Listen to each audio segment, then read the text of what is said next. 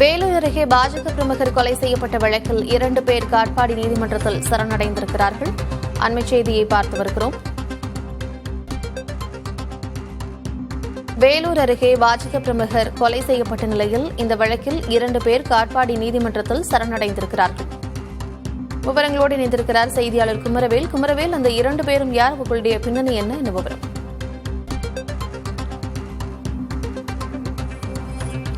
கார்த்திகா, கடந்த 2 நாட்களுக்கு முன்பு கேவிகுப்பம் அடுத்த நாகல் ஊராட்சியை சேர்ந்த பாஜக பிரமுகர், அதாவது பாஜகவுடைய மாவட்ட ஆலய பாதுகாப்பு பிரிவை சேர்ந்த துணை செயலாளர் விட்டல்குமார் கடந்த 2 நாட்களுக்கு முன்பு கேவிகுப்பம் அருகே சாலையோரம் அடிபட்டு கிடந்த நிலையில் சடலமாக மீட்கப்பட்டார்.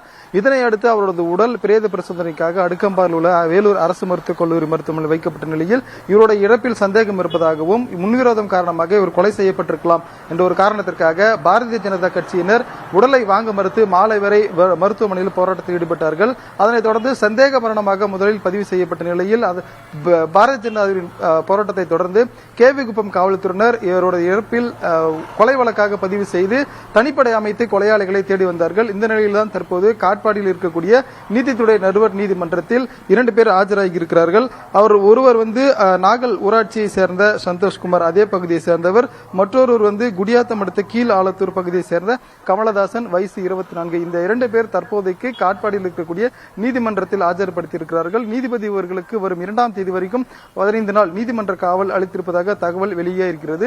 இந்த கொலைக்கான காரணம் குறித்து தனிப்படை காவலர்களும் கேவிகுப்பம் காவல்துறையினரும் தொடர்ச்சியாக விசாரணை மேற்கொண்டு வரும் நிலையில் முதல்கட்டமாக ஊராட்சியில் நடைபெறும் பல்வேறு சம்பவங்கள் குறித்து உயிரிழந்த விட்டல்குமார் பாஜக பிரமுகர் தொடர்ச்சியாக மாவட்ட நிர்வாகத்திற்கு தமிழக அரசுக்கு மனுக்கள் அளித்து வந்ததாகவும் அதன் காரணமாக ஏற்கனவே இருந்த முன்விரோதம் காரணமாக ஒரு கொலை செய்யப்பட்டிருக்கலாம் என்ற கோணத்தில் முதல் கட்டமாக விசாரணையானது தொடர்ந்து வருகிறது. கார்த்திகா, விவரங்களை வழங்கியமைக்கு நன்றி குமரவேல்.